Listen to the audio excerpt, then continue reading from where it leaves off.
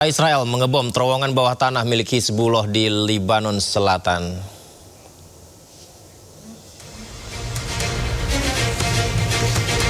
Kita bisa saksikan dari udara pemirsa. Israel bom gudang senjata Hizbullah. Rekaman video menunjukkan rangkaian ledakan di wilayah pedesaan di Lebanon Selatan. Tentara Israel menghancurkan terowongan bawah tanah yang diklaim mereka sebagai gudang penyimpanan senjata termasuk roket, bahan peledak, dan granat. Serangan ini dilancarkan satu hari usai Israel menggempur habis-habisan sejumlah daerah di Lebanon.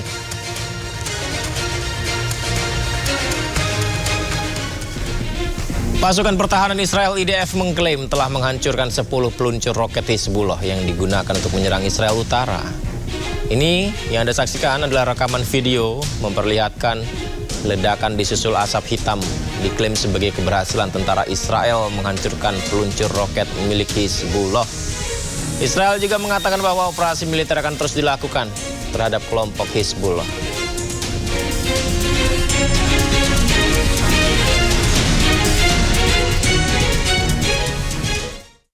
Israel melancarkan serangan besar-besaran ke Lebanon. Akibatnya kerusakan parah terjadi hingga membuat warga panik.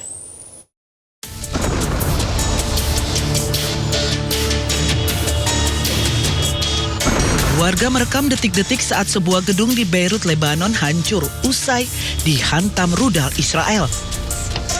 Tidak hanya gedung, toko bunga dan karpet yang terletak di luar gedung juga luluh lantak. Mobil-mobil dan pertokoan hancur berkeping-keping. Serangan membabi buta Israel ini membuat warga Beirut panik menyelamatkan diri. Sementara terkait gencatan senjata Amerika Serikat dan Iran, Menteri Luar Negeri Turki, Hakan Fidan, menyatakan Turki menyambut baik gencatan senjata tersebut, namun memperingatkan serangan keji Israel ke Lebanon bisa merusak kesepakatan. Bu çerçevede kardeş Pakistan'ın aktif şekilde destek verdiğimiz girişimiyle varılan 2 haftalık ateşkesi büyük memnuniyetle karşılıyoruz. Ateşkesin sahada Lübnan'ı da kapsayacak şekilde tam olarak uygulanmasını ve sürecin kalıcı bir barışa evrilmesini temenni ediyoruz. Bunun yolunun ancak diyalog, diplomasi ve karşılıklı güvenin yeniden tesis edilmesiyle mümkün olacağını tüm taraflara vurguluyoruz. Bu çerçevede Pakistan'da başlayacak görüşmelerde tarafların uzlaşmacı, esnek, sabırlı ve yapıcı bir tutum sergilemeleri de ayrıca önem taşımaktadır. Yaşanan krizlerden gerekli dersler çıkarılmalı, İsrail'in müzakere sürecini sabote etmeye yönelik bilinen eylemlerine karşı aklı selimle hareket edilmesi zaruridir. Özellikle dünya kamuoyunun da İsrail'in muhtemel sabotaj hamlelerine karşı hazır olması ve gerekli tepkiyi koyacak durumda olması da gerekmekte. Akibat serangan udara besar-besaran Israel ke Lebanon menewaskan sedikitnya ratusan orang tewas dan ribuan warga terluka. Di tengah dahsyatnya serangan udara Israel kepada Beirut, Lebanon tanggal 8 April lalu, seorang netizen membagikan pengalamannya saat menyelamatkan diri dari serangan yang membabi buta. Guys, an hour ago, they just bombed. Seorang netizen mengunggah pengalaman mengerikan saat tempat tinggalnya diserang habis-habisan oleh Israel dalam operasi Eternal Dark kepada Beirut, Lebanon. We were in the gym and it's crazy. Ia membagikan sebuah video singkat di mana ia harus berlarian menyelamatkan diri dan juga ponakannya.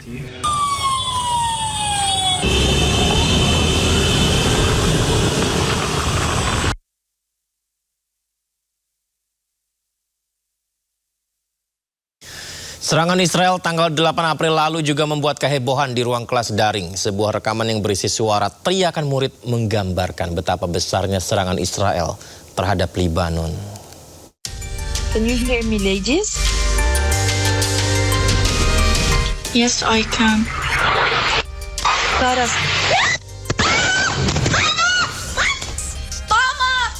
Ini adalah rekaman suara di mana seorang guru sedang membuka kelas dengan para siswanya. Di tengah pelajaran ketika sang guru menyapa, terdengar suara pesawat udara disusul dengan teriakan histeris dari salah seorang siswi. دكتور فينا فاكر وانت انا كنت صغير. دكتور ضرب عنا أنا صار مضطرة بدي أظهر. اوكي. Rekaman suara ini diunggah oleh sang guru dengan nama akun Isis Jardak Ortoponis. Korban tewas di Lebanon akibat serangan keji Israel pada Rabu kemarin bertambah menjadi 303 orang. Israel menyerang area komersial dan permukiman saat jam sibuk.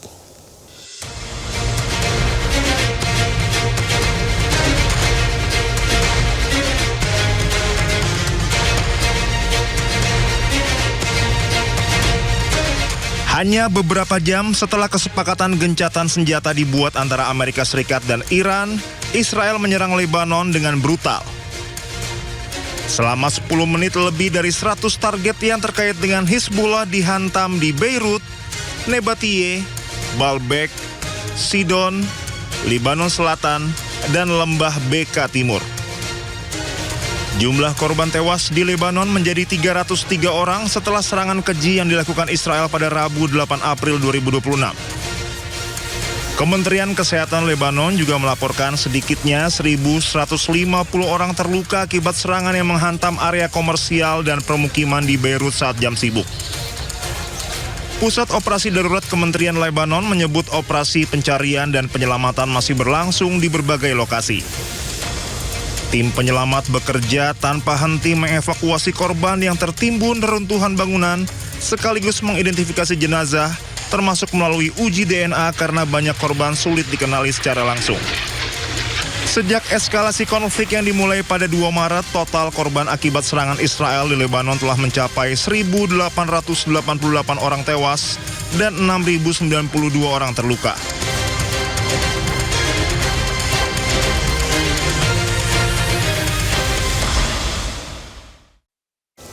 Menteri Pertahanan Israel klaim telah membunuh 1.400 anggota Hizbullah. Israel pun bersiap untuk menyerang balik bila Iran terus membombardir Israel. מבצע חושך נצחי היה מהלומה חזקה מאוד בפרצופו של החיזבאללה, שהוציא אותו המום ומבולבל מעומק החדירה ומהיקף המכה. למעלה מ-200 מחבלים חוסלו אתמול, והביאו את מספר המחוסלים במערכה הזאת למעל 1,400. יותר מפי 2 ממלחמת לבנון השנייה. ארגון הטרור חיזבאללה משווה על הפסקת אש, וגם פטרוניו האיראנים לוחצים ומאיימים מחשש כבד שישראל תרסק את החיזבאללה. צה"ל ערוך ומוכן לפעול בעוצמה אם איראן תירה לעבר ישראל. הסיכום על הפרדת הזירות הוא הישג חשוב שהוביל ראש הממשלה, ומאפשר לנו לפעול בעוצמה נגד החיזבאללה לפי תוכנית סדורה שמבוססת על 4 קווים. קו הגבול כולל הרס הבתים בכפרי המגע הלבנונים, קו המגננים בתוך לבנון. Setelah rentetan serangan yang dilakukan Israel, Hizbullah langsung membalasnya.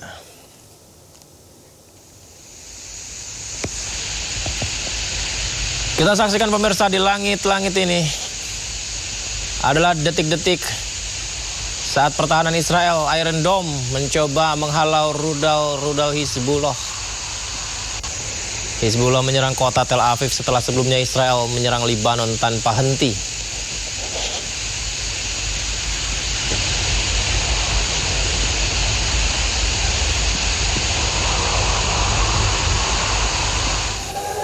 Kemudian ini adalah di dalam Bandara Ben Gurion ya. Video amatir memperlihatkan suara sirine peringatan serangan udara terdengar di Bandara Ben Gurion, Israel. Kita bisa dengar suara sirine saat rudal-rudal Hizbullah mulai memasuki wilayah udara Israel. Dan suasana di sana juga di bandara sudah sepi. Serangan rudal Hizbullah ini sebagai balasan setelah Israel melancarkan serangan ke Lebanon. Belum ada kerusakan atau korban akibat serangan itu, pemirsa.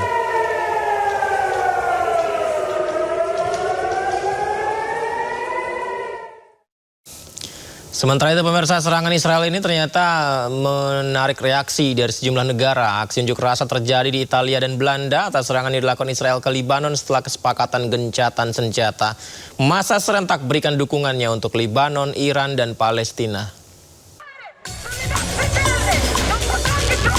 Serangan Israel ke Lebanon di tengah kesepakatan gencatan senjata antara Iran dan Amerika Serikat mendapat kecaman dari masyarakat global.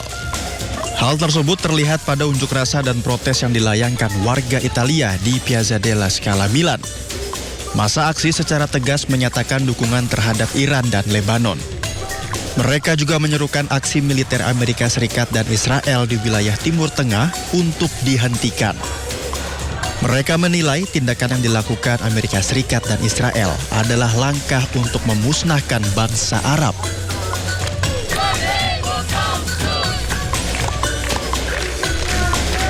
Sementara itu, aksi unjuk rasa yang diwarnai bentrok dengan polisi terjadi di luar gedung parlemen Belanda.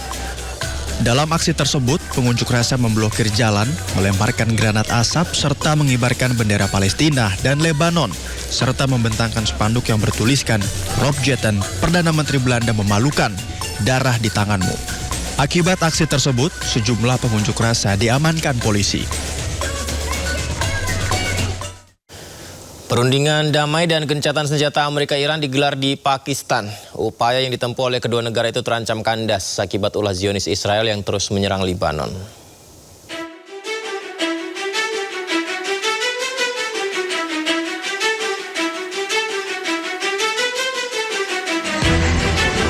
Tarik ulur antara Amerika Serikat dan Iran masih terjadi. Hal itu terjadi jelang perundingan damai dan gencatan senjata yang berlangsung di Islamabad, Pakistan. Dalam perundingan itu, Amerika mengirim wakil presiden J.D. Vance untuk memimpin delegasi selama perundingan.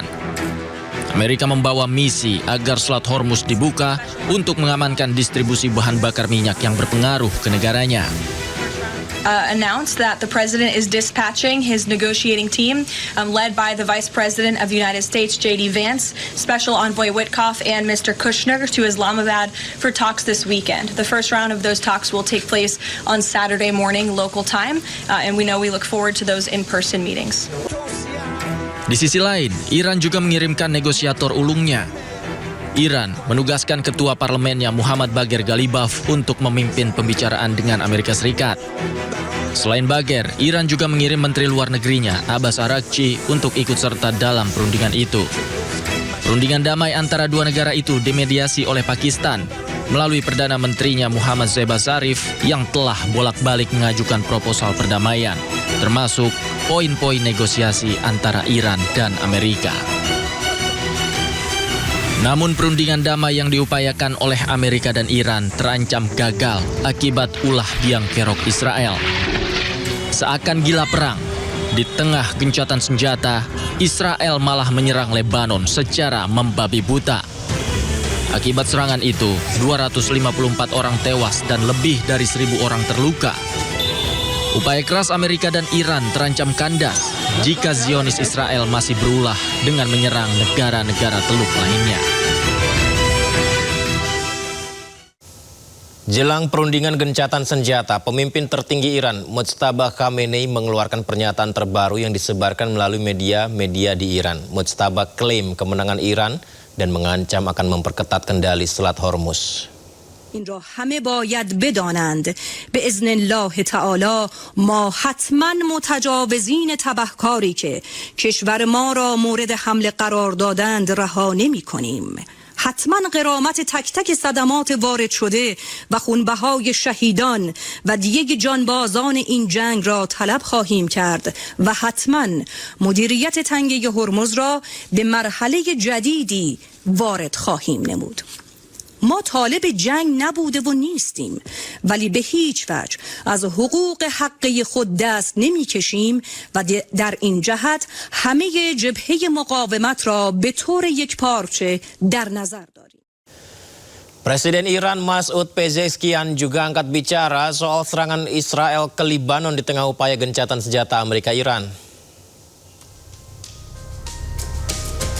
Dalam cuitannya, Pezeshkian menegaskan agresi berulang Zionis terhadap Lebanon bukan sekedar insiden militer, melainkan bentuk pengkhianatan terhadap upaya diplomasi yang sedang berjalan.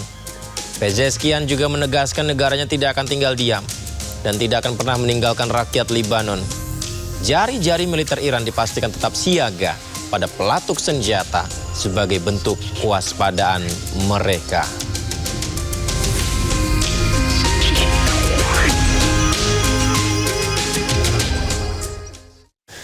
Serangan Israel ke Libanon disebut Perdana Menteri Pakistan Shehbaz Sharif bertentangan dengan kesepakatan gencatan senjata Amerika-Iran. Perdana Menteri Sharif mengingatkan bahwa kesepakatan gencatan senjata berlaku di mana-mana, termasuk diantaranya Libanon. Ini dia yang disebutkan Perdana Menteri Sharif di media sosialnya. Ia menyebut sekutunya telah menyepakati gencatan senjata di mana-mana, termasuk Libanon, dan kesepakatan itu berlaku segera. Perundingan kesepakatan gencatan senjata sendiri rencananya dihadiri delegasi Iran dan Amerika di Islamabad, Pakistan pada hari ini.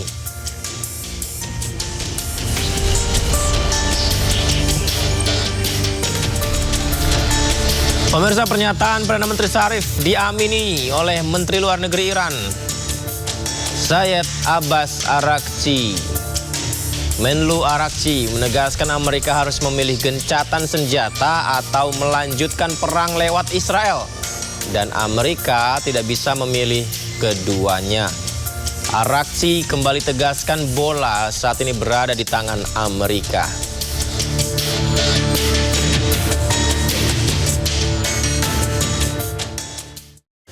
Libanon menuntut untuk diikutsertakan dalam perjanjian gencatan senjata. Libanon juga tegaskan tidak menerima pihak manapun untuk bernegosiasi atas nama mereka.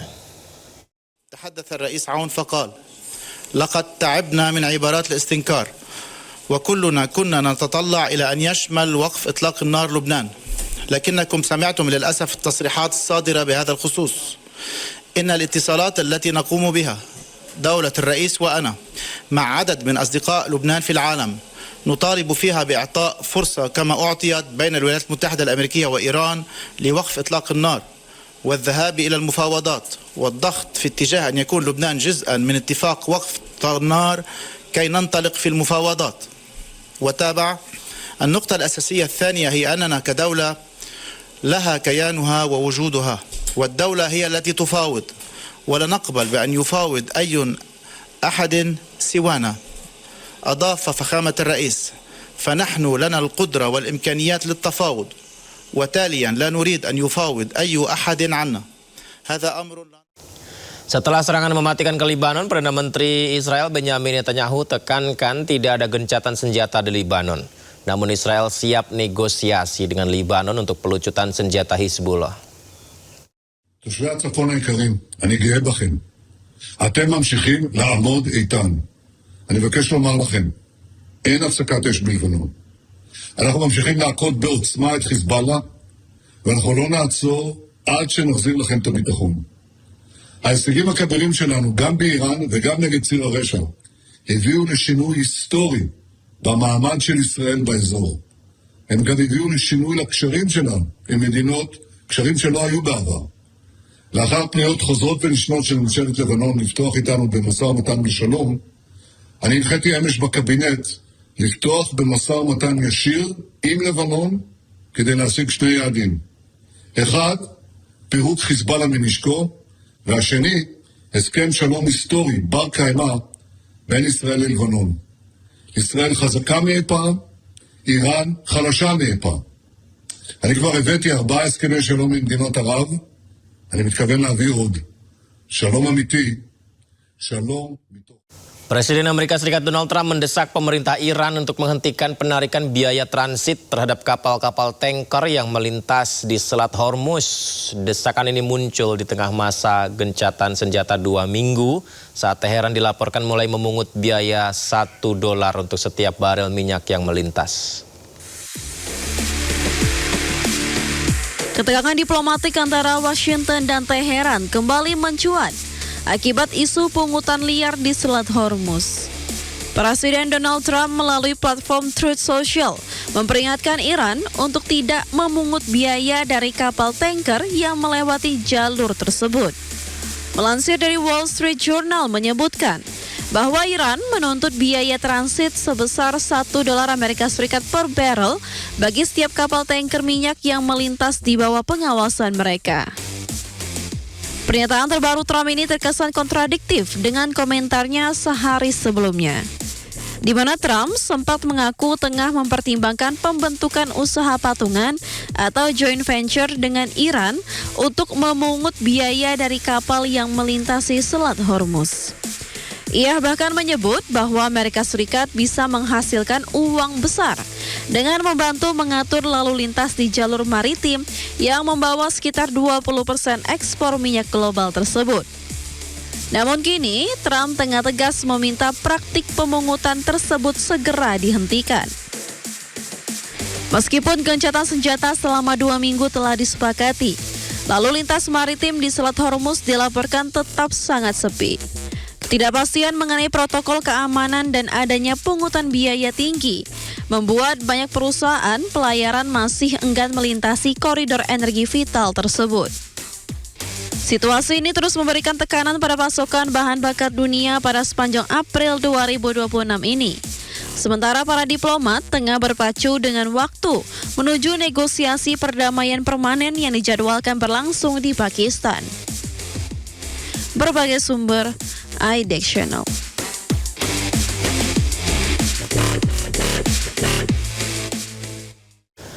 Kedutaan Besar Iran di Indonesia memposting sebuah pesan kode Morse di media sosial mereka.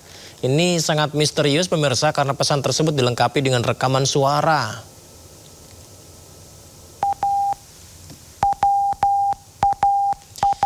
Ya, kita bisa dengarkan pesan kode Morse diposting Kedubes Iran sejak 3 hari lalu.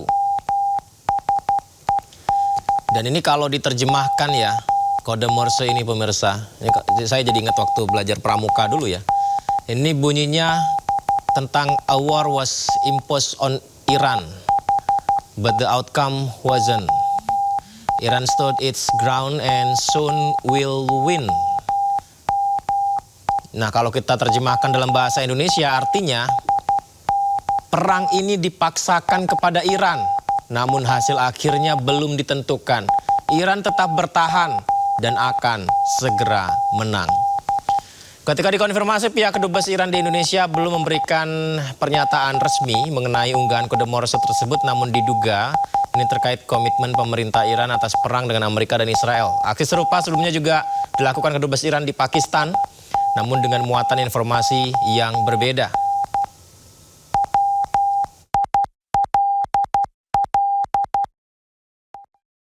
Puluhan negara membacakan pernyataan bersama yang mengecam serangan terhadap pasukan perdamaian UNIFIL. Negara-negara ini juga menyatakan komitmen mereka untuk menjaga kedaulatan di Libanon. 67 negara anggota perserikatan mengutuk keras serangan terus-menerus terhadap pasukan perdamaian UNIFIL.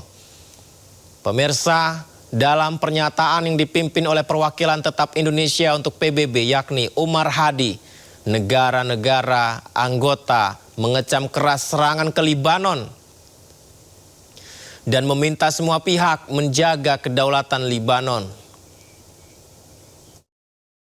We, the troop contributing countries to the UN Interim Force in Lebanon, or UNIFIL, joined by several other member states and the European Union, express deep concern over the escalation of tension in Lebanon since 2 March 2026 and its impact on the safety and security of peacekeepers.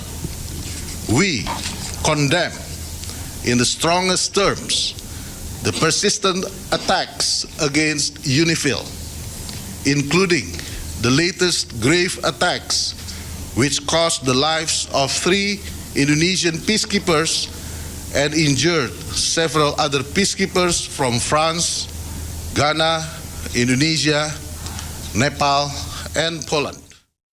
Menyusul gencatan senjata Amerika-Iran, Masjid Al-Aqsa kembali dibuka bagi umat muslim usai ditutup selama 40 hari. Momen ini pun disambut dengan penuh sukacita.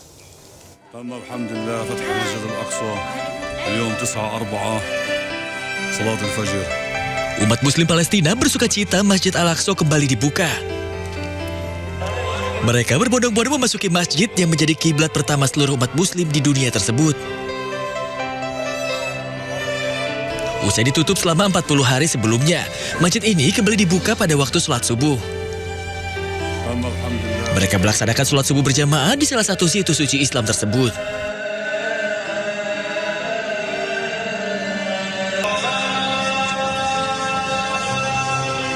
Jemaah menyoroti arti penting masjid tersebut bagi komunitas Muslim. Mereka merasakan kehilangan selama penutupannya di bulan Ramadan. Penutupan Masjid Al-Aqsa sejak perang berlangsung di Iran ini menjadi momen yang menyesalkan bagi umat Muslim. Pasalnya, sholat Idul Fitri ditiadakan di masjid ini untuk pertama kalinya sejak 1967. Departemen Wakaf Islam di Yerusalem sebelumnya mengumumkan pembukaan kembali masjid untuk para jemaah mulai hari Kamis, setelah polisi Israel mengatakan tempat-tempat suci di kota itu akan dibuka kembali.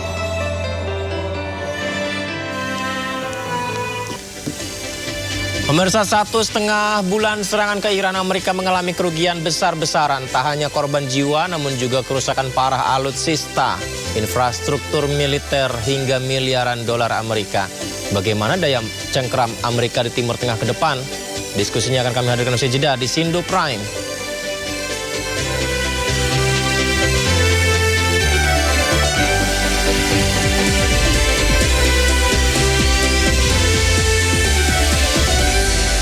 Pemirsa, kita bahas lebih dalam malam ini bersama dengan narasumber istimewa kita, pengamat pertahanan Laksamana Muda TNI Purnawirawan Surya Wiranto.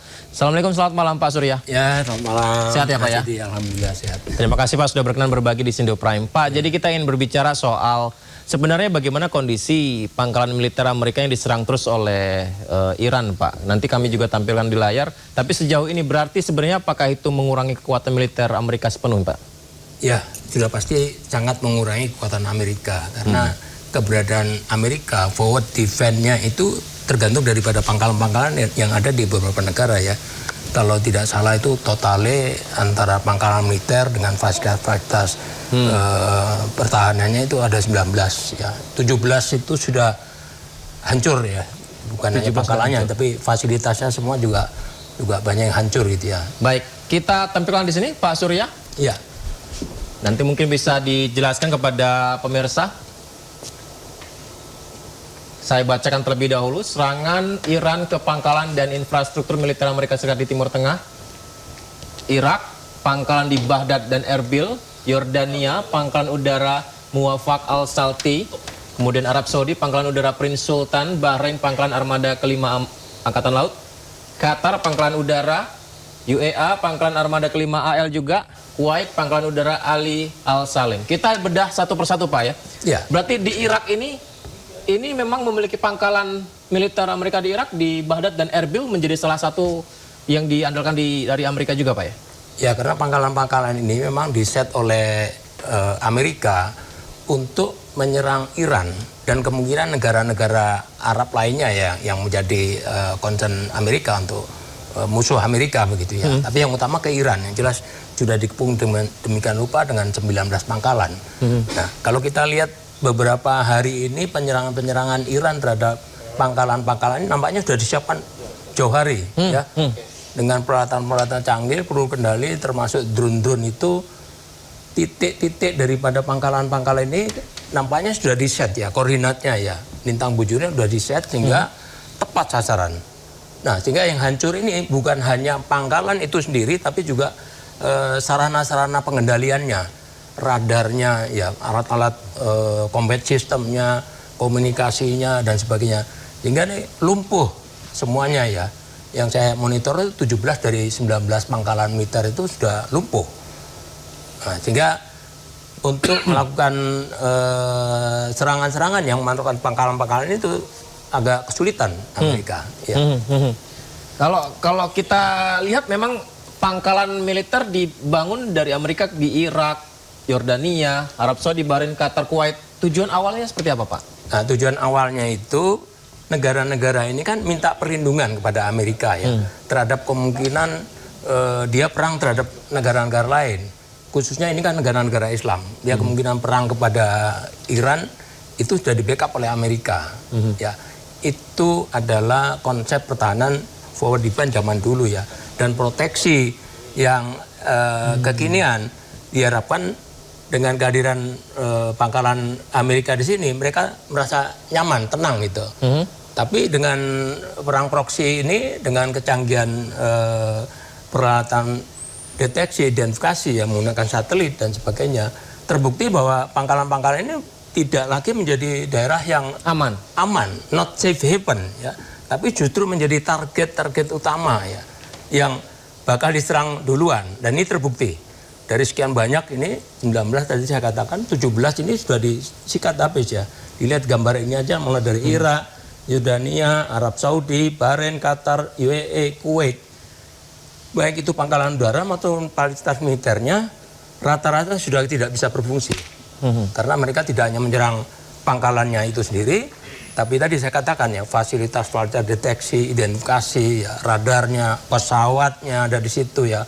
Baik yang di darat maupun yang sedang terbang pun disikat habis sama Iran. Demikian. Mungkin kita bisa berpindah posisi Pak, Bapak boleh di sini Pak, karena kalau kita lihat Pak, Kuwait, Bahrain, Qatar dan Arab Saudi ini posisinya kan juga menjadi salah satu target dari Iran ya Pak ya? Iya, betul. Ini berarti rudal Iran apakah mencapai titik sini memang akurasinya tinggi, teknologinya seperti apa Pak? Ya, kalau teknologi Iran sendiri kita tidak tahu dengan persis ya, karena selama ini Iran itu menyembunyikan. Tapi kalau kita monitor dari intelijen, itu kan ada pesawat udara dari Cina ya, dan kekuatan dari Rusia yang membantu peralatan-peralatan deteksi itu. Sehingga akurasi terhadap serangan baik di Kuwait, Bahrain, Qatar maupun Arab Saudi, kita bisa menyaksikan betapa tepatnya sasaran itu ditembakkan ya, baik menggunakan tadi peluru-peluru kendali yang jarak menengah ya, maupun dengan drone-drone tersebut. Nah, kita lihat laporan-laporan terakhir itu mereka sudah tidak bisa memungsikan kembali pangkalan ini sebagai pangkalan militer, sebagai pangkalan udara ya, karena landasannya juga dihancurkan begitu. Pesawat-pesawat yang ada di pangkalan dihancurkan. Pesawat yang digunakan untuk penyerangan itu kan pangkalan terdekatnya untuk menyerang ke Iran dihancurkan juga di udara. Kalau dari petanya sendiri Pak, jaraknya jauh Pak dari Iran ke beberapa titik ini Pak? Kalau ini sebenarnya tidak jauh. Ini kan hanya sekitar Iran sebenarnya ya.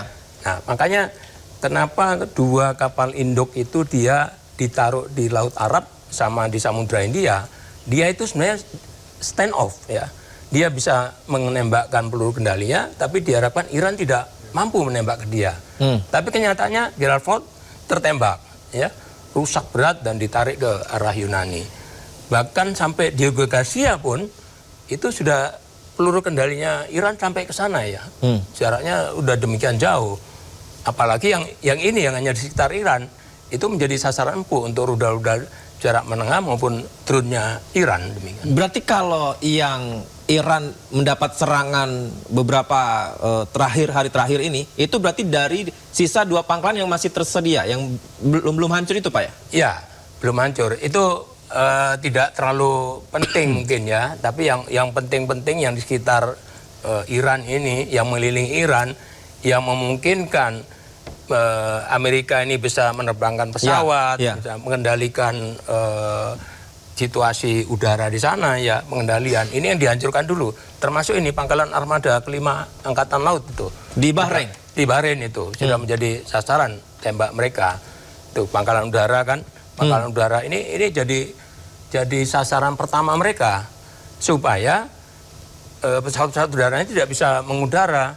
Karena serangan-serangan saat ini, pertempuran itu kan mereka utamakan clearing itu dari udara dulu. Kalau sudah neutralize, ya baru mereka berani mendaratkan pasukan daratnya. Dan terbukti sekarang kan pasukan daratnya sekian puluh ribu, tapi belum bisa atau belum berani didaratkan. Yang memberikan kontribusi terbesar dari serangan Amerika Serikat sendiri itu dari armada angkatan lautnya atau armada angkatan udaranya Pak, kalau di pangkalan militer di negara Teluk ini? Ini dari pangkalan dari darat ya, ini semua kan di darat. Nah, makanya dibantu juga dari laut, dari sisi yang lain ya, sisi sebelah timur dan sisi di sebelah selatan. Seperti itu. Sengaja pangkalan-pangkalan tambahan yang di kapal induk itu kan untuk mensupport juga ya. Sehingga posisi Iran itu berada di tengah-tengah. Berada tengah-tengah terhadap serangan-serangan, kemungkinan serangan daripada negara-negara yang sudah dilindungi oleh Amerika Serikat, termasuk juga dari kedua kapal induk tersebut. Wah, menarik. Berarti yang disampaikan Pak Surya, kalau saya simpulkan, artinya serangan-serangan ke beberapa pangkalan militer Amerika di negara Teluk ini bukanlah serangan sporadis, tapi terencana dan struktural. Iya, sangat terencana, sangat teliti. Ya buktinya dia nembaknya poin gitu ya. Langsung di sini, nggak ada sasaran-sasaran lain. Adapun kalau di negara-negara tentu, mungkin dia juga menembak fasilitas di luar pangkalan militer, itu mungkin ada kesengajaan gitu ya.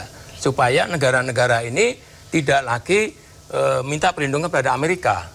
Amerika ini sekarang sudah dijauhi lah, dan terbukti ini kan negara-negara ini sekarang berpikir, saya tidak merasa lagi dilindungi oleh Amerika. Justru malah sebaliknya karena menjadi target serangan. Iya, it's not safe haven right now. Itu mereka udah mau lari ya, udah nggak merasa nyaman lah. Bahkan jadi sasaran tembak kan oleh Iran gitu. Pak Surya, kita lihat ada timelinenya di gambar plasma berikutnya. Kita putarkan ini Pak Surya.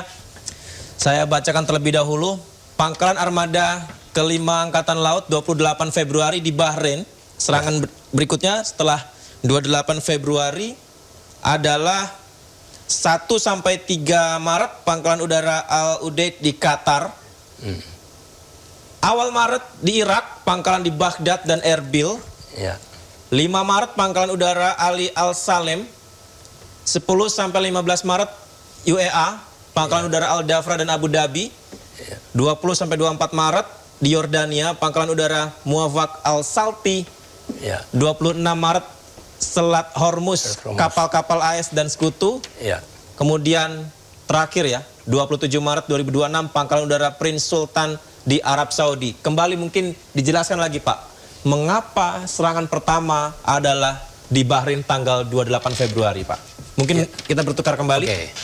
Jadi serangan-serangan ini memang sudah direncanakan sedemikian rupa ya, target-targetnya itu yang paling penting didahulukan supaya neutralize, supaya pangkalan-pangkalan ini tidak mampu lagi memberikan support ya, support tembakan dari darat ke darat atau maju dikit dari udara ya ke sasaran-sasaran pangkalan-pangkalan dan fasilitas militer ini.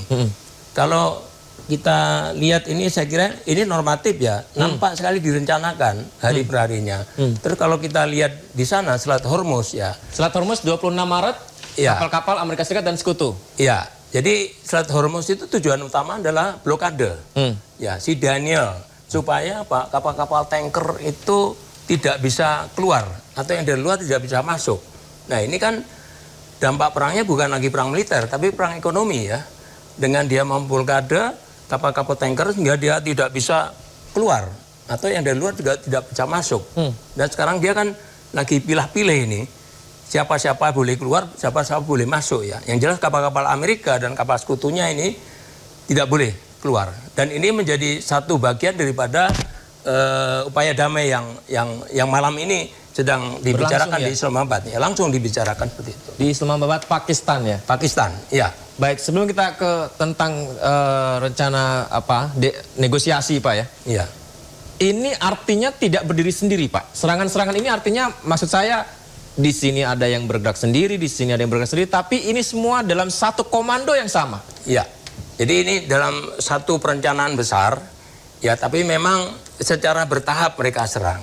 Kenapa secara bertahap? Ini kan juga jadi bargaining Iran terhadap Amerika dan Israel gitu ya. Nah dia sudah atur demikian rupa jadwalnya. Dan titik-titik koordinatnya itu sudah ada di dalam sistem pengendalian peluru kendali jarak menengah mereka dan juga drone-drone mereka. Nah ini terbukti dia tembakan terus-terus. Yang terakhir Selat Hormuz dan Saudi Arabia. Kenapa Saudi Arabia ini? Saya kira tahulah. Ini kan tempatnya umat Muslim ada di Mekah sana ya. Bahkan Mekah itu rencana akan dipindahkan gitu ya, karena sudah nggak tepat lagi kalau Arab Saudi itu menampung perlindungan Amerika di sana gitu. Seperti itu. Ya. Jadi dari serangan-serangan ini artinya satu persatu ini ada dampaknya yang memang sesuai dengan target serangan Iran. Ya, sesuai yang direncanakan Iran.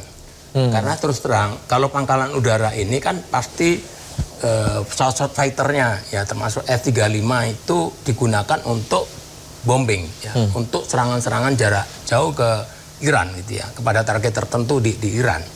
Nah, kalau ini dilumpuhkan, kemudian tidak hanya pangkalannya ya, pangkalannya itu juga dihancurkan supaya pesawat nggak bisa terbang.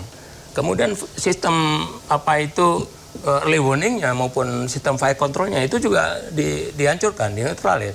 Komunikasinya juga demikian, sehingga betul-betul tidak bisa berfungsi pangkalan-pangkalan ini secara keseluruhan. Baik. Pak Surya dan juga pemirsa, kita simak terlebih dahulu ada informasi yang kami hadirkan. Pak, pekan pertama serangan Amerika Serikat dan Israel ke Iran menelan biaya luar biasa. Bahkan penelitian menyebutkan perang menghabiskan biaya hingga 3,7 miliar dolar di 100 jam pertama. Kita simak bersama.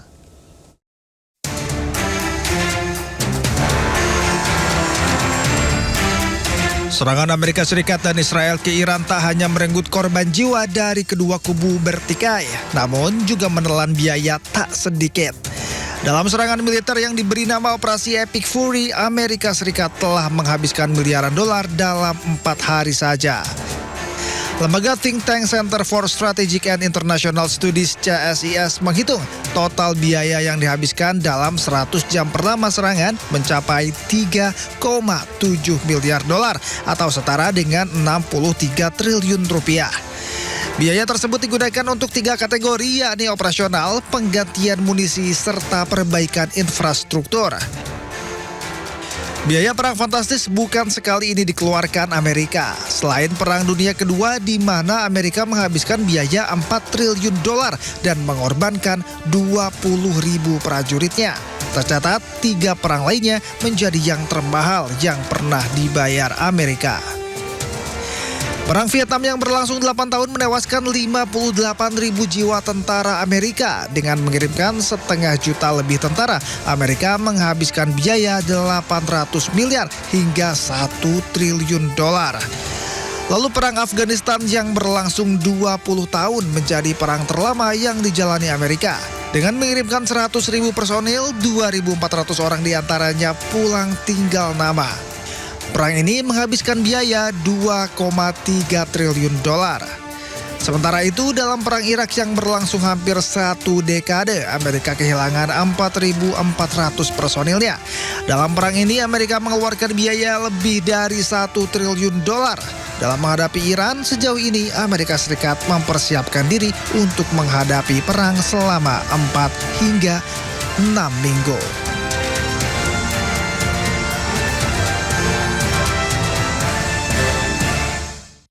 Kita lanjutkan perbincangan kita bersama dengan Laksmana Muda TNI Purnawirawan Surya Wiranto. Pak Surya, tadi seperti yang kita dengarkan beritanya, ternyata perang berkaca dari pengalaman-pengalaman Amerika sebelumnya, Pak ya.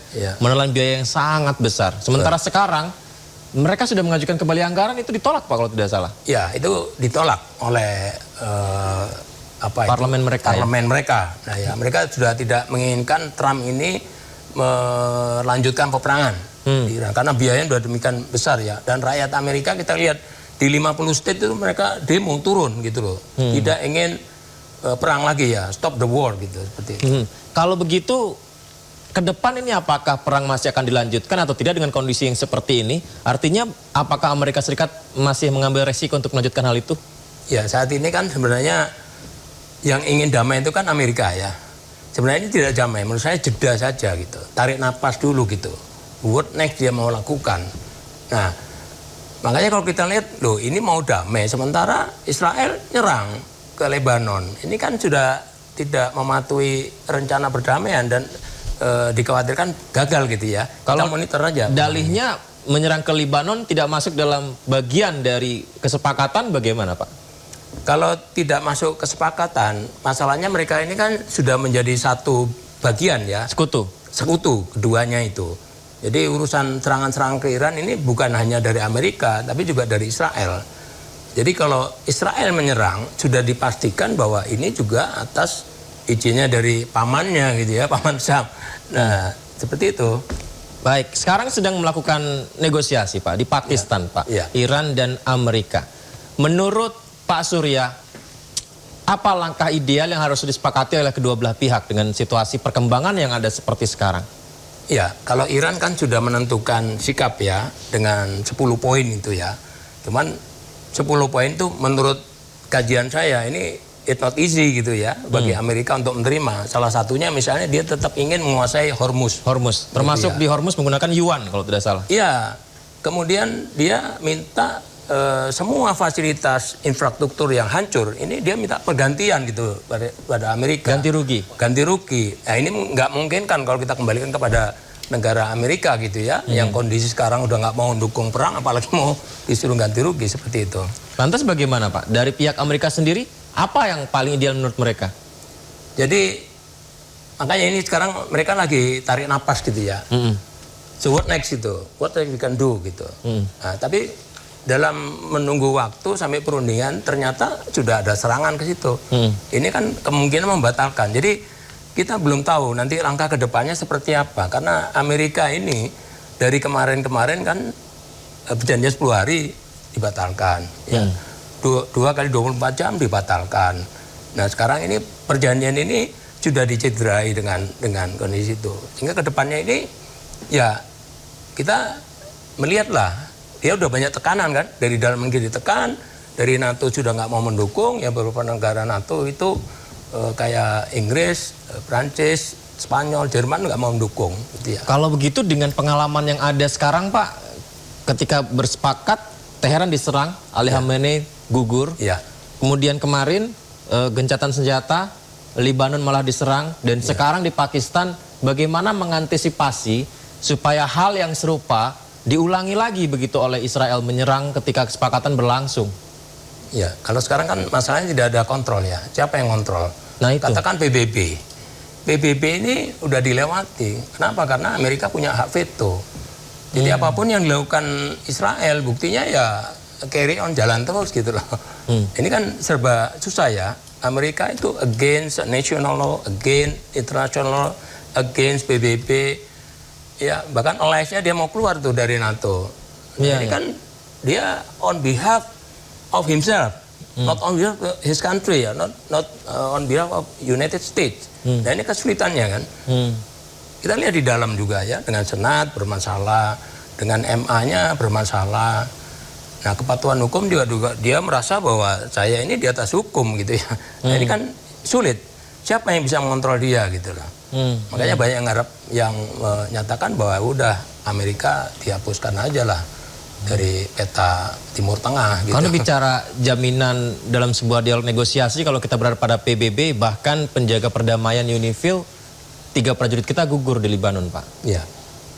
Makanya kita sekarang kan belum ada jalannya juga seperti apa ya. Walaupun negara-negara PBB itu sudah komplain gitu ya, bahwa pasukan perdamaian itu tidak boleh diserang. Ya, kenyataannya diserang gitu. Dengan berbagai alasan lah Israel ini menyerang karena katanya sudah masuk ke wilayah yang restricted gitu. Tapi kenyataannya kan seharusnya tidak demikian lah, dengan atribut-atribut khas peacekeeping mission itu nggak boleh diserang harusnya. Nah ini kan susah. Sekarang kita mau madu mana? Sekarang dibicarakan di PBB, tapi kita lihat realitasnya ya sepertinya begitu-begitu saja. Baik. Pertanyaan terakhir saya Pak Surya. Dengan kondisi yang kita bahas seperti ini tadi, beberapa pangkalan militer hancur Pak ya di beberapa negara Teluk. Kemudian Israel juga masih melakukan serangan ke Lebanon. Iran pun juga masih mengalami serangan di dalam negeri beberapa hari yang lalu begitu, seperti di Teheran, beberapa kota lain. Mana yang napasnya masih panjang Pak untuk melanjutkan perang sebenarnya Pak? Ya, kalau saya amati ya, ini kan surprise ya bagi dunia itu melihat Iran gitu loh. Kenapa Amerika ini tiba-tiba berani menyerang Iran? Yes. Dia masih berpikir Iran 47 tahun yang lalu atau mungkin 30 tahun yang lalu. Ternyata totally different. Totally different. Ya, dia dengan menggunakan kekuatan militer yang besar ternyata sangat mudah dilumpuhkan dengan kekuatan asimetri ya, berbagai cara, termasuk penutupan penutupan Selat Hormuz ini kan dampaknya ekonomi dunia, ya seperti itu. Jadi cara-cara asimetris ini sekarang dimanfaatkan Iran. Bahkan itu kan masuk dalam perjanjian yang dibuat sekarang. Oke, saya mau negosiasi yang lain, tapi khusus untuk Hormuz ditahan. Ya sama dengan mencekek leher ekonomi dunia, ekonomi global kan, khususnya kepada Amerika dan sekutunya seperti itu. Baik, Pak Surya, pembahasan yang sangat menarik sekali. Terima kasih banyak Pak. Nanti kita bisa berdialog kembali Pak ya, dan semoga saja perdamaian bisa segera tercipta ya Pak ya. Terima kasih pengamat pertahanan Laksamana Muda TNI Purnawirawan Surya Wiranto pemirsa, dan kita akan segera kembali setelah jeda dengan informasi menarik lainnya. Jangan kemana-mana. Kejaksaan Tinggi Jakarta menggeledah kantor Kementerian PU, penggeledahan terkait dengan dugaan korupsi pada tahun anggaran 2023-2024. Tim penyidik Kejaksaan Tinggi Jakarta menggeledah sejumlah ruangan di Gedung Direktorat Jenderal Sumber Daya Air SDA dan Direktorat Cipta Karya Kementerian Pekerjaan Umum Jakarta Selatan Kamis siang. Dikabarkan ruang menteri, wakil menteri, dan sekjen tak luput dari sasaran tim Kejati. Setelah 7 jam proses penggeledahan, tim penyidik menyita beberapa dokumen dan sejumlah barang elektronik sebagai barang bukti. Sementara Menteri Pekerjaan Umum Dodi Hanggodo mengkonfirmasi penggeledahan tersebut dan memberi izin kepada penegak hukum. Namun Dodi tidak memberikan penjelasan rinci mengenai perkara maupun pasal yang sedang didalami. Dari Kejaksaan Tinggi DKI ini minta izin melakukan pendalaman. Ini tinggal kasih izin aja. Nggak apa-apain. Kenapa jadi diperiksa agak banyak? Ya, tidak. Aku mau terkait pasal apa? Cuma hanya mau pendalaman. Saya nggak tahu. Laporan ya kan sudah ada. Saya memang tidak mau itu. Saya bakal disampaikan ke beliau kalau memang dirasakan perlu ruangan saya tidak terjadi. Berapa orang? Pak, berapa orang yang datang tadi, Pak? Saya nggak nanya. Banyak ya, berapa? Tadi infonya ada 6 penyidik dari Kejaksaan Tinggi. Lebih jelasnya ada berapa? Enggak, nggak nanya. Ada yang disita nggak? Diambil. Baru minta izin, datang minta izin. Gimana sih? Ruangan apa aja, Pak? Ini ruangan apa aja, Pak? Saya bebaskan. Beliau masuk ruangan siapa aja. Termasuk pada ruangan saya. Beliau pada khusus. Penggeledahan kantor Kementerian PU ini terkait penyidikan dugaan tindak pidana korupsi beberapa kegiatan pada anggaran 2023 dan 2024. Tim Liputan iNews melaporkan. Direktorat Jenderal Bea dan Cukai bersama Kantor Wilayah Pajak Jakarta Utara memperketat pengawasan barang impor mewah terutama kapal asing di kawasan penjaringan. Langkah ini diambil guna memastikan kepatuhan aturan serta mencegah penyalahgunaan fasilitas pembebasan bea masuk dan pajak impor. Bongkar skandal pajak kapal mewah. Pemirsa, dari hasil pemeriksaan 6 kapal wisata asing di Pantai Mutiara, 4 diantaranya disegel petugas secara resmi karena diduga menyalahi perizinan. Kita bisa lihat ya, kapal-kapal mewah ini pemirsa, ternyata diduga disewakan, bahkan ada yang diperjualbelikan kepada warga lokal. Dan hal ini sangat merugikan negara. Hingga guna menghindari kewajiban pembayaran bea masuk dan pajak impor barang mewah dilakukan pengetatan dan juga pengawalan dari adanya kapal mewah ini pemirsa. Seluruh kapal masih dalam proses pendataan mendalam oleh petugas untuk menghitung potensi kerugian negara.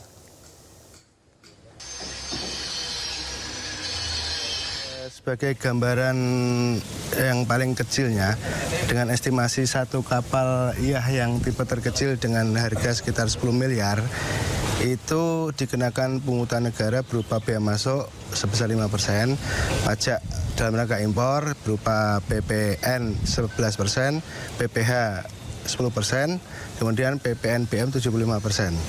Seperti itu yang bisa kami sampaikan. Kalau negara mana aja nih Pak? Nah kalau negaranya dari ini kan kita variasi dari berbagai negara karena memang itu kemudahan yang kita berikan kepada para wisatawan. Kejaksaan Agung menetapkan 7 orang tersangka dalam kasus dugaan korupsi pengadaan minyak mentah dan produk kilang periode 2008 hingga 2015. Salah satu tersangka adalah Muhammad Riza Khalid. Dalam perkara ini tersangka Muhammad Riza Khalid diduga mempengaruhi proses pengadaan minyak mentah jenis premium 88 dan Pertalite 92 dengan berkomunikasi bersama sejumlah pejabat di Petral. Modusnya digunakan antara lain pengkondisian tender, pembocoran nilai harga perkiraan sendiri, serta memperpanjang rantai pasok menyebabkan harga menjadi mahal dan tidak kompetitif.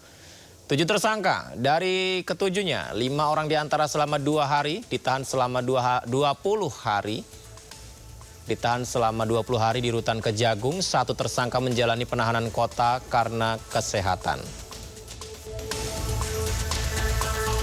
Melalui saudara IRW melakukan komunikasi dengan pejabat pengadaan baik di Petral maupun di Pertamina, antara lain dengan saudara tersangka BPG, saudara IRW, saudara MLY dan saudara TSK. Komunikasi tersebut baik berupa pengkondisian tender, informasi nilai HPS sehingga ada markup atau kemahalan harga karena pengadaan tersebut menjadi tidak. Kejagung RI hari ini menyerahkan uang hasil penagihan dari denda administratif bidang kehutanan, penanganan tindak pidana korupsi, serta penerimaan setoran pajak total sebesar 11,42 triliun rupiah. 11,42 triliun rupiah. Dinding merah putih, kita lihat pemirsa. Ini bukanlah dinding batako atau dinding bata merah, tapi ini adalah tumpukan uang. Hasil penagihan denda administratif yang dilakukan Satgas Penertiban Kawasan Hutan. Jumlahnya luar biasa, tidak tanggung-tanggung, mencapai sebagian diantaranya mencapai 7,23 triliun rupiah, di mana totalnya bahkan 11,4 triliun. Selain itu ada dari PNPB, penanganan tindak pidana korupsi yang ditangani Kejaksaan Agung sebesar 1,96 triliun rupiah, serta penerimaan setoran pajak senilai 967,7 miliar rupiah. Total penyelamatan uang negara ini mencapai 11,42 triliun. Ini merupakan yang kedua kalinya Kejagung menyetorkan hasil Satgas PKH, pemirsa. Waduh.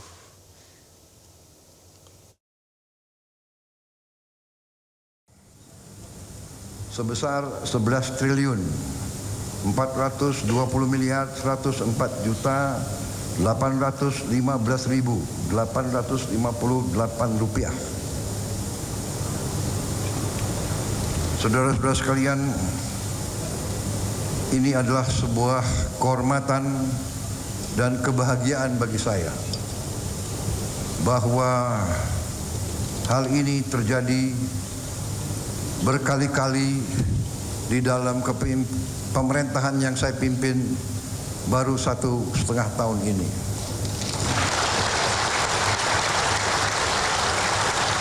Pada bulan Oktober 2025 kita berhasil menyelamatkan uang negara sebesar 13 triliun, 255. Sejumlah kantor pemerintah serentak melaksanakan kebijakan work from home yang bertujuan untuk penghematan energi. Sementara itu beberapa pos pelayanan publik tetap berjalan seperti biasa.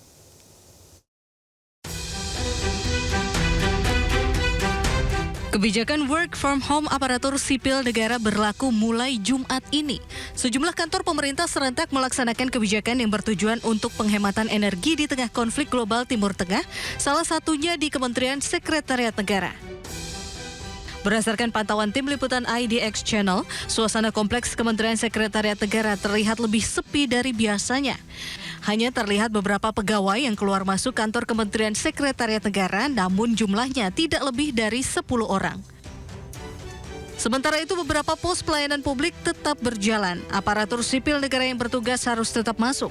Salah satunya seperti yang terlihat di kantor imigrasi kelas 1 TPI Jakarta Timur. Pelayanan di kantor imigrasi ini terpantau berjalan seperti biasanya. Para ASN yang bertugas juga nampak melayani masyarakat seperti biasanya. Mereka tetap bekerja di kantor meski kebijakan WFH telah ditetapkan. Kepala Subbagian Tata Usaha Kantor Imigrasi Kelas 1 TPI Jakarta Timur Ali Purnomo mengatakan sebanyak 159 ASN di Kantor Imigrasi Kelas 1 TPI Jakarta Timur tetap masuk dan melakukan pelayanan publik pada hari ini. Tidak ada satupun ASN yang melakukan pekerjaan dari rumah atau work from home. Jumlah ASN di 159. Dan semuanya itu masuk ya Pak ya? Sampai saat ini masuk semua. Hari ini penuh 100% pegawai melakukan pelayanan keimigrasian, tidak ada yang melakukan pekerjaan work from home.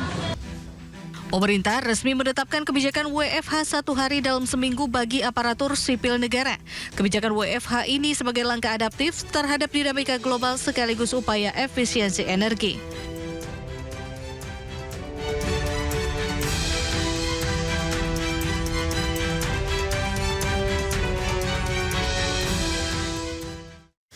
Sementara itu, pemerintah Provinsi Jakarta telah menerapkan kebijakan bekerja dari rumah atau work from home setiap hari Jumat. Hari ini di Balai Kota Jakarta, jumlah ASN yang datang untuk bekerja pun berkurang. Tapi meski begitu, kami tetap bekerja ya pemirsa hari Jumat ini. Karena kebijakan ini berlaku bagi pegawai yang bekerja di sektor administrasi ASN Jakarta. Adapun ketentuan kuota WFH yang diatur oleh Pemprov DKI berada di rentang 25% hingga maksimal 50% untuk ASN ya. Mungkin yang swasta nanti menyusul mungkin. Dengan adanya kebijakan ini maka terdapat 2 hari kerja ASN yang diatur secara khusus oleh Pemprov DKI, yakni pada hari Rabu untuk hari transportasi umum bagi ASN dan hari Jumat untuk WFH. Kalau pakai transportasi umum sih kita tiap hari ya. Pemprov akan melakukan pengawasan ketat kepada pegawai yang menyalahgunakan kebijakan itu untuk liburan. Tidak boleh liburan pemirsa. Salah satunya yakni dengan melakukan absensi mobile dan melarang penggunaan kendaraan pribadi bagi ASN yang sedang dalam jadwal WFH. Jakarta sudah membuat instruksi Sekda, kita sudah membuat rapat. Saya yakin Jakarta yang pertama kali mengatur itu, bahkan pergubnya sendiri saya sudah tanda tangani. Range-nya antara 25 sampai 50%, berlaku mulai dengan tanggal 1 April kemarin. Tapi karena 1 April kemarin adalah hari libur, kita efektif laksanakan pada hari ini. Pengawasannya Pak? Ya pengawasan kalau di Jakarta yang gitu kan infrastrukturnya udah. Sementara itu Menteri Ketenagakerjaan Yasirli menyatakan bahwa work from home bagi karyawan di perusahaan swasta, nah ini dibahas di swasta pemirsa, tidak bersifat wajib karena setiap perusahaan punya karakteristik yang berbeda-berbeda. Sehingga kebijakan WFH tidak bisa digeneralisasi semua. Yasirli menegaskan sejak awal pemerintah sudah menentukan sektor-sektor yang dikecualikan dari penerapan kebijakan WFH ini, terutama sektor yang berhubungan dengan layanan publik. Yasirli mengaku tak ingin kebijakan WFH swasta berdampak pada pertumbuhan ekonomi. Untuk swasta kita tidak ada spesifik menentukan harinya. Jadi sekali lagi work from home, tadi saya sampaikan juga kepada Komisi 9, itu sifatnya himbauan gitu ya. Kemudian yang kedua, semangat kita ya, surat edaran itu dibuat sebagai mendorong perilaku yang lebih adaptif ya terhadap bagaimana penyikapan kita terkait dengan optimasi energi khususnya BBM. Jadi kami sangat sadar bahwa perusahaan itu memiliki karakteristik yang khas. Jadi tidak bisa kita generalisasi. Kita juga sudah menentukan sektor-sektor yang dapat diberikan pengecualian yang menyangkut langsung layanan rakyat dan seterusnya. Dan dalam surat edaran itu kita juga spesifik mengatakan bahwa kita tidak ingin edaran ini kemudian berdampak kepada pertumbuhan ekonomi. Ya, jangan sampai WFH malah dimanfaatin liburan ya pemirsa, ya tetap bekerja tapi dari rumah. Ya, kita akan informasi berikutnya ini tentang lamanya antrian haji di Indonesia membuat pemerintah akhirnya mengkaji aturan baru. Kementerian Haji RI mewacanakan adanya war tiket bagi warganya yang sudah memiliki uang untuk keberangkatan haji. Wacana war tiket haji. Jadi kayak nonton konser ya, ada war tiket. Jadi kita tahu bahwa haji merupakan rukun Islam kelima yang sangat diimpikan setiap muslimin dan muslimah ya. Namun lamanya antrian haji yang bisa mencapai 26 tahun ini membuat warga kesulitan beribadah di saat tubuhnya masih prima. Nah, mengenai antrian panjang jemaah haji, pemerintah telah melontarkan akan mengkaji kebijakan baru yaitu war tiket bagi warga yang sudah punya uang dan yang ingin segera mendapatkan kesempatan haji di tahun ini juga. Jadi kita dikasih kuota oleh Saudi Arabia 200.000. Nah kemudian itu kita tetapkan harganya berapa. Kemudian nanti nggak perlu ngantri. Jadi masing-masing langsung pesan siapa yang dapat itu yang berangkat. Kita sedang memikirkan pola itu. Namun tentu juga kita harus pastikan yang selama ini sudah ngantri. Kan ada yang ngantri sekarang mulai haji itu 5,7 juta orang. Nah bagaimana perlindungan terhadap mereka? Jadi ini wacana ini sedang kita godok agar keinginan dan perintah Presiden supaya haji tidak ngantri itu bisa kita. Pemirsa, restoratif justice terhadap tersangka kasus ijazah palsu, dugaan ijazah palsu Joko Widodo yakni Rismon Sianipar hingga kini masih bergulir. Kepolisian menyatakan jika tahapan penyelesaian perkara melalui jalur damai masih menunggu hasil proses yang masih berjalan untuk menentukan apakah kasus Rismon memenuhi syarat untuk dilakukan restoratif justice atau justru sebaliknya. Masih tentang ijazah pemirsa, ternyata belum selesai ijazah. Jadi restoratif justice terhadap tersangka kasus dugaan ijazah palsu yakni Rismon Sianipar hingga kini masih berlangsung. Kepolisian menjelaskan jika mekanisme restoratif justice diawali dari pengajuan permohonan oleh tersangka kepada korban atau pelapor agar perkara dapat diselesaikan di luar pengadilan. Selanjutnya permohonan tersebut harus mendapatkan persetujuan dari korban atau pelapor, kemudian penyidik akan melakukan gelar perkara baik secara internal maupun eksternal guna menentukan apakah kasus tersebut memenuhi syarat untuk dilakukan restoratif justice. Jika seluruh syarat terpenuhi dan disetujui, maka proses restoratif justice akan dilaksanakan. Nah, ini kami sampaikan terkait tentang proses restoratif justice saudara RS ini masih dalam tahap proses. Jadi namanya tahapan restoratif justice ada permohonan dari tersangka, orang yang ditetapkan sebagai tersangka memohon kepada korban ataupun pelapor untuk perkaranya bisa di RJ. Yang bersangkutan setelah itu pihak pelapor ataupun korban menyetujui dan itu melalui proses gelar perkara di penyidik.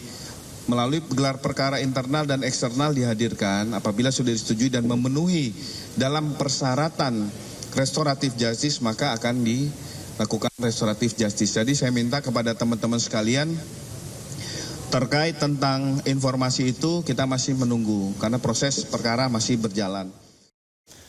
Sementara itu Presiden ke-7 RI Joko Widodo menanggapi pernyataan Wakil Presiden RI ke-10 dan ke-12 RI Yusuf Kala yang meminta Presiden ke-7 RI Joko Widodo menunjukkan ijazah aslinya saja. Jokowi dengan tegas menyerahkan hal itu pada proses hukum dan aparat penegak hukum.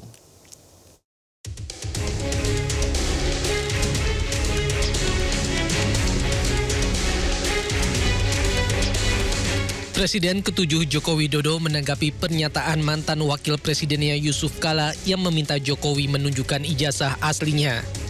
Jokowi dengan tegas menyerahkan hal itu pada proses hukum dan aparat penegak hukum. Serahkan pada proses hukum yang ada. Dan memang mestinya yang menuduh itu yang membuktikan, bukan saya disuruh menunjukkan. Nanti semua orang bisa menuduh dan suruh menunjukkan buktinya yang dituduh. Sebelumnya Yusuf Kala menilai tuduhan ijazah palsu milik Jokowi adalah persoalan yang sederhana. Menurut JK, hal itu akan selesai jika Jokowi menunjukkan ijazah asli miliknya kepada publik. Ya sebenarnya kasus ini kan sudah 2 tahun, 3 tahun gitu. Meresahkan masyarakat, merugikan waktu, merugikan Pak Jokowi, merugikan semua.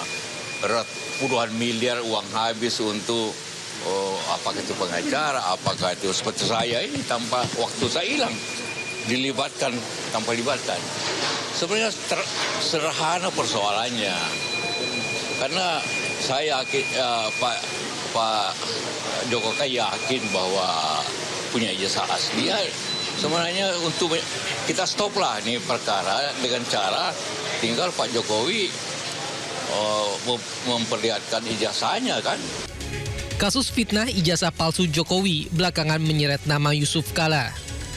Hal itu terjadi usai video viral yang diduga hasil editing artificial intelligence pernyataan Rismond Sianipar yang menyebut Yusuf Kala memberikan uang 5 miliar rupiah pada Roy Suryo CS. Hal itu dibantah Yusuf Kala dan ia telah melaporkan Rismond ke Polda Metro Jaya. Tersangka fitnah ijazah palsu Roy Suryo jalani wajib lapor ke Polda Metro Jaya, di mana Roy datang bersama tim kuasa hukumnya.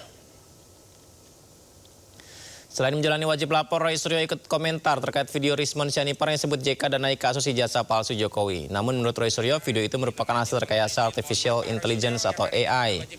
Meski demikian, polisi harus tetap menyelidiki pembuat video itu lantaran telah merugikan dirinya. Tapi terus koordinator litigasi adalah kami mendukung penuh. Tersangka Roy Suryo bantah terima uang miliaran rupiah dalam kasus ijazah Joko Widodo. Roy dukung laporan Wapres ke-10 dan 12 Yusuf Kala terkait dugaan pencemaran nama baik ke Bareskrim Polri.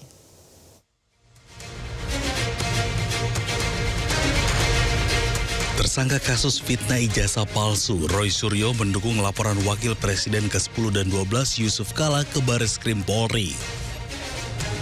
JK melaporkan Rismond Sianipar dalam kasus dugaan pencemaran nama baik. JK dituduh telah melakukan pendanaan dalam kasus ijazah Jokowi. Roy yang dituduh menerima dana tegas membantahnya. Bahwa jangankan apapun uangnya, apalagi apa? Uang haram. Wah, gitu. Kita tolak yang namanya anti uang haram. Ya, jadi mau itu 5 miliar, mau itu 10 miliar, itu adalah uang haram. Masya Allah kita tolak itu dan astagfirullah kalau kita dituduh itu. Sama sekali tidak, dan maju terus Pak Muhammad Yusuf Kala dengan laporannya nomor 135.